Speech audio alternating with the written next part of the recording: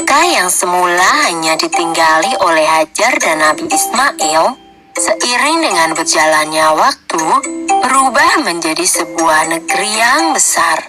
Berkat doa Nabi Ibrahim, negeri itu sungguh mendapatkan berkah dari Allah.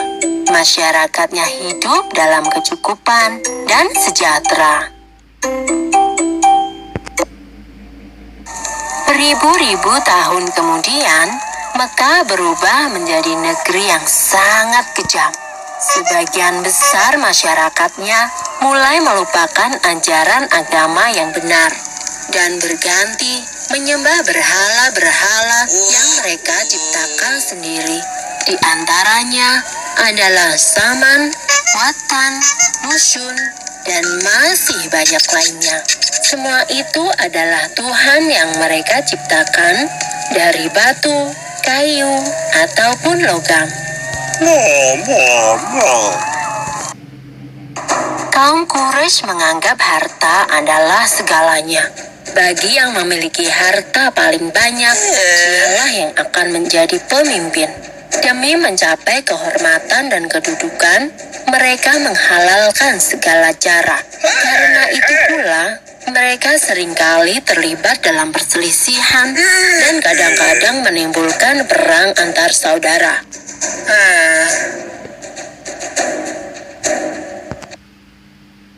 Bukan hanya Tuhan mereka saja yang berubah, sifat dan perilaku masyarakatnya pun juga berubah. Kaum Quraisy yang secara turun-menurun menguasai Mekah dan Ka'bah mulai membentuk kelompok masing-masing.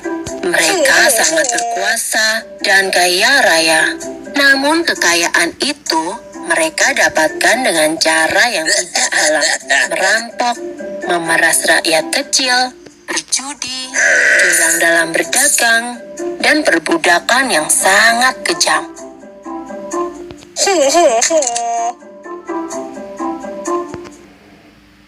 Zaman di mana kaum Quraisy hidup dengan cara yang kejam disebut zaman jahiliyah. Pada zaman itu, ada seorang wanita soleh bernama Aminah. Suaminya bernama Abdullah. Pada saat Aminah mengandung, sang suami jatuh sakit dan akhirnya pun meninggal dunia. Aminah merasa sangat sedih karena harus hidup sendirian.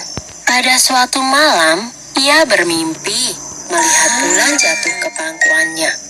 Menurut ahli tafsir mimpi, kelak anak yang dikandung oleh Aminah akan menjadi orang yang dihormati.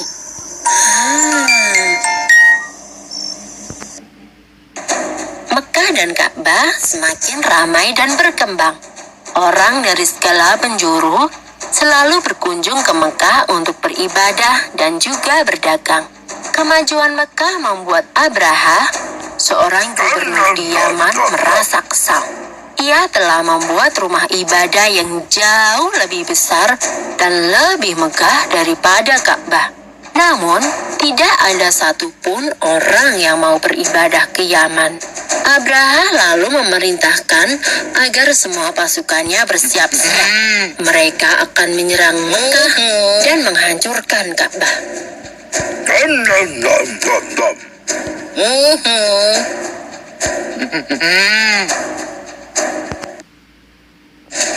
Abraha dan pasukan bergajahnya menyerbu Mekah dengan penuh kesombongan. Ketika ia akan menghancurkan Ka'bah, tiba-tiba datang ribuan burung ababil. Burung-burung itu membawa batu-batu berapi dari neraka. Kemudian, batu-batu itu dilemparkan ke arah pasukan gajah Abraha. Dalam sekejap mata, pasukan Abraha berhasil dikalahkan dan Ka'bah pun dapat diselamatkan. Tahun itu kemudian disebut dengan Tahun Gajah.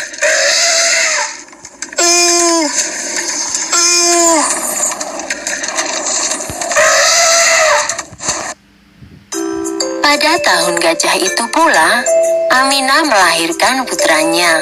Ia memberikan nama Muhammad, sebuah nama yang tidak lazim untuk anak-anak kaum Quraisy. Ialah Nabi Muhammad, Nabi terakhir yang diutus oleh Allah. Ia dilahirkan pada hari Senin, 12 Rabiul Awal tahun Gajah.